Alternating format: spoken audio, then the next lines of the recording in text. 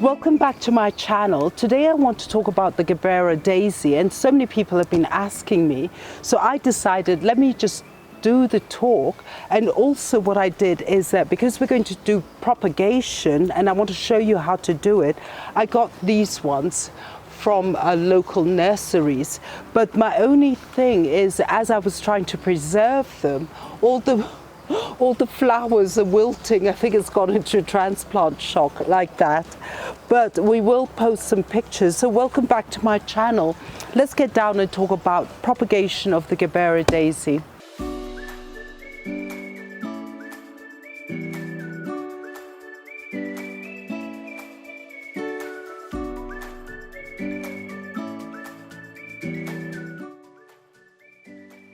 Now the Gerbera daisy originates, well, it is native to South Africa, and that's why sometimes they call it the Transvaal daisy. And also it's known as the Barberton daisy. And there's so many different names for it, or even our traditional name, which we've done before, another African daisy. Now the thing about having it being South African is that there is a province in South Africa, Mpumalanga, and actually they use the Gerbera daisy as the coat of arms and also on their flag. And also their teams actually have symbols of this daisy for their team. So it is an amazing plant and it is world known. Now the thing about this daisy, which has wilted, is that there's so many different varieties. You do get the single petal variety, of which I have one, but it's not wilted, so I will take a photo to include. Or else you do get a double daisy, or a different sort of looking daisies, which we'll also post, but the propagation is all the same. Now let's look at the sun requirement for this particular plant. Being native to South Africa, if we visualize it, it does need ample light. And though you can put it in full sun, it also survives in partial sun. So what sort of soil does it need? I would do organic and a bit sandy, so we can get a really good, well-drained soil. And the thing is that if you're doing a propagation, water, what is the requirement? If you're doing a propagation, as we will do, whether you're planting it in the soil or in the ground or in a pot, I would water it a bit more occasionally so you don't get your transplant shock. But once it does pick up, I would water it every 3 to 5 days. In pots, I would do the finger test and let it dry out a little bit. But basically is once it's dried out, once it does need water, I would actually water. Now the thing about these beautiful daisies is that once it does go into summer and you're getting blooms happening, I would actually give it a bit more water just to support the blooms. And then what happens sometimes is that during the summer months, especially when it is really, really hot and your plant does stop blooming, don't take it as if it's something that is wrong with your plant, because especially with this plant, it does need a stage, 2 weeks, where it quietens down and refuels itself, and then the blooms come back again. So for as long as you give this plant its basic requirement, it should be good to go. So we're looking at the light, which is full sun. We're looking at the soil, which is organic and sandy. And then we're looking at the water, where we're watering it every 3 to 5 days. Once you get that perfected, it should give you absolutely no problem. So once we get into propagation, this is actually quite simple. So here I have this plant, and poor little thing has got the wilted thing. I'm just going to remove the flower, just like that, because we don't need the flower. And also, as I did remove it from its plastic bag, I'm just going to remove some of these roots. So that can go, and I think this I cleaned out a bit. And I'll just remove the flower. So here we have 2 plants.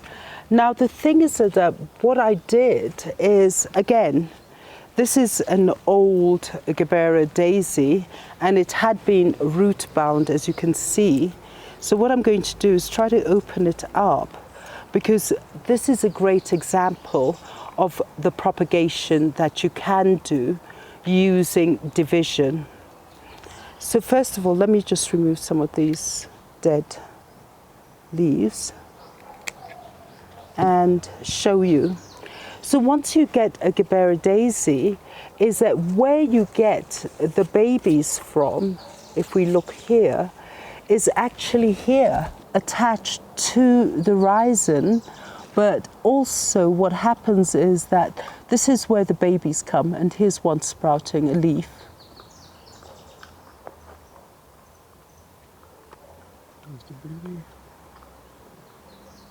So all you need to do for propagation purposes is actually remove it. So I'm going to just separate it like that, one baby. So here we have, out of that one plant, we have another baby. This one I will actually keep because the foliage is actually quite tucked in. So this is how you do propagation by division. And again, let's look at this plant. I'm just going to, again, root bound. So what I'm going to do is just remove some of this rooting.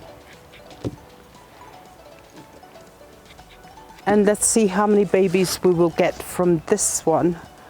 So again, here, I can actually just open it up, maybe cut it.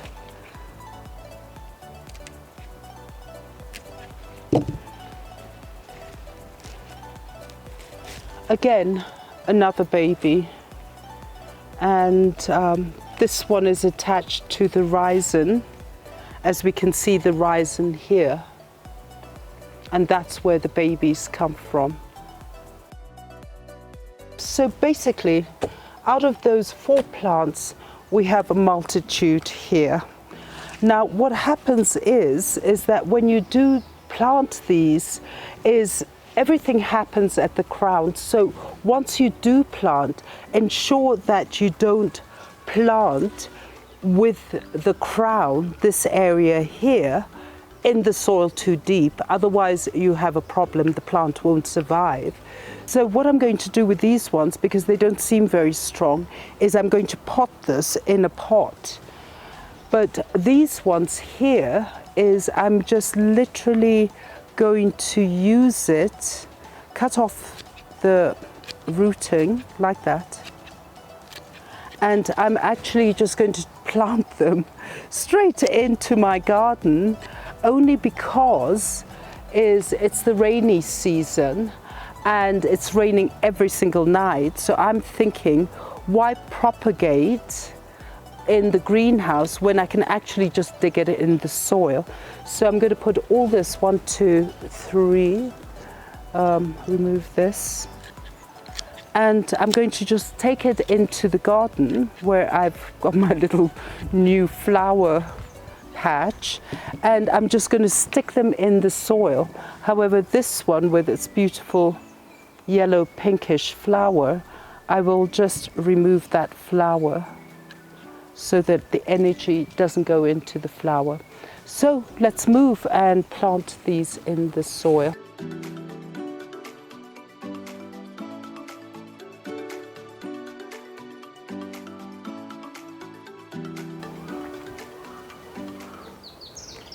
So here I'm standing in front of my garden patch. I actually have a few Gerbera daisies in here, which we planted last week. And I have impatiens, busy lizzies here. And then I have some other bulbed plants in here. And the whole point was to open up the garden, because before I used to have a lot of pots around here. So this is usually full sun during the day. And basically I think it'll do so well for my daisies. So I have actually made holes here, of which I've put some organic compost and bark and everything, so that we can get a really good drainage also happening. So let me start.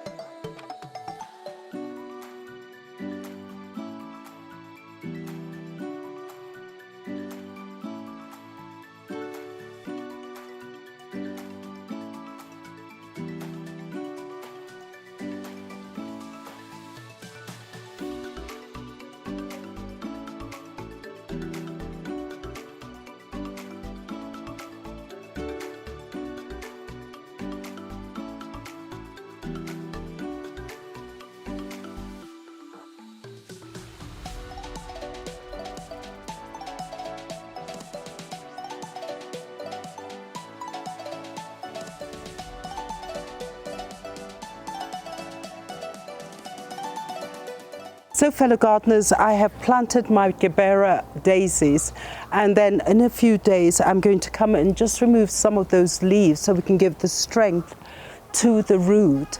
And also the other thing you have to make sure is don't submerge the crown, because otherwise you could lose your plant.